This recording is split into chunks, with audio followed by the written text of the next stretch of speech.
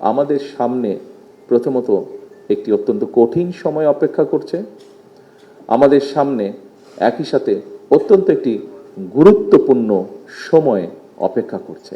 বর্তমান সরকার এরকমই একটি বিধ্বস্ত অবস্থার ভেতর দিয়ে দেশের পরিচালনার দায়িত্ব পেয়েছে। প্রিয় নেতৃবৃন্দ, এখানে কয়েকজন বক্তা তাদের বক্তব্যে বলেছেন, মানুষ প্রত্যাশা করে তার কাছেই, যার কাছ থেকে সে কিছু পেতে পারে। একটি কথা প্রচলিত আছে যে ঢিল কোন গাছে মারে মানুষ? আম গাছে মারে, লিচু গাছে মারে, জাম গাছে মারে, যে গাছে ফল আছে, অর্থাৎ যে দিতে পারে। বাংলাদেশের মানুষের প্রত্যাশাও বাংলাদেশ জাতীয়তাবাদী দলের কাছে, যে দল শহীদ রাষ্ট্রপতি জিয়াউর রহমান গঠন করে গিয়েছিলেন, যে দলকে জনগণের ভিতরে ভিত্তি স্থাপন করেছেন দেশনেত্রী বেগম খালেদা জিয়া। সেই দলের কাছেই মানুষ প্রত্যাশা করে।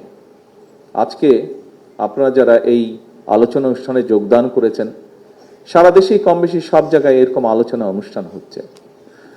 আজকের এই অনুষ্ঠানটি আমাদের বহু নেতাকর্মী, লক্ষ লক্ষ নেতাকর্মী হয়তো রাতে, সন্ধ্যায় বা আগামীকাল অনলাইনের মাধ্যমে সব বক্তার বক্তব্যই শুনবেন।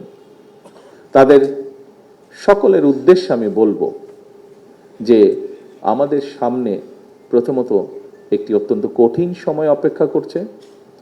আমাদের সামনে একই সাথে অত্যন্ত একটি গুরুত্বপূর্ণ সময় অপেক্ষা করছে।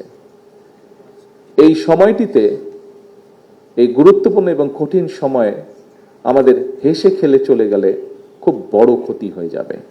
ক্ষতি কার হবে?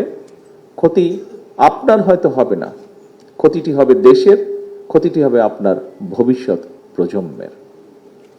অর্থাৎ ভবিষ্যৎ প্রজন্ম কিন্তু আপনারই উত্তরাধিকার তারা। কাজেই আসুন, শহীদ জিয়া যেভাবে দেশকে গঠন করতে চেয়েছিলেন, শহীদ জিয়া যেভাবে দেশকে সামনে এগিয়ে নিয়ে যেতে চেয়েছিলেন, আমরা সে ধারাই চেষ্টা করছি দেশকে আজকে পরিচালনা করতে।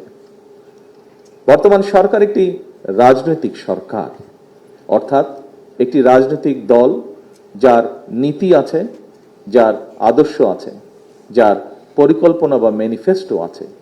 যে পরিকল্পনা বা ম্যানিফেস্টো আমরা দেশের মানুষের সামনে তুলে ধরেছিলাম 12 তারিখের নির্বাচনের আগে, এবং দেশের মানুষ এই ম্যানিফেস্টো বা পরিকল্পনা দেখেছে, শুনেছে, বুঝেছে, এবং 12 তারিখে তারা তাদের সিদ্ধান্ত অনুযায়ী ধানের শীষে ভোট দিয়ে ধানের শীষকে সেই দায়িত্ব দিয়েছে সেই পরিকল্পনা বাস্তবায়ন করার জন্য।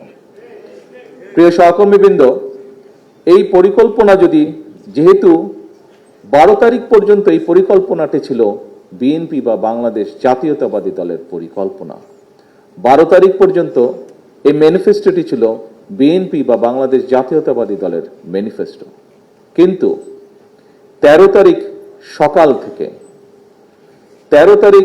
সকাল থেকে বাংলাদেশের মানুষের রায় যখন আমরা জানতে পারলাম, যখন 151 পার হয়ে গেল, তখন বোঝা গেল বাংলাদেশের মানুষ 2/3 মেজরিটি দিয়েছে এই পরিকল্পনার পক্ষে, এই ম্যানিফেস্টোর পক্ষে।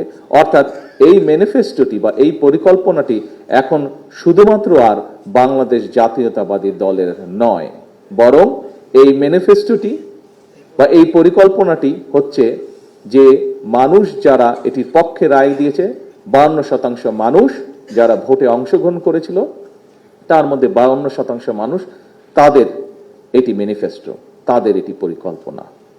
রাজনৈতিক দলের সরকার হিসাবে অবশ্যই এটি আমাদেরকে পালন করতে হবে, এটি আমাদের বাস্তবায়ন করতে হবে।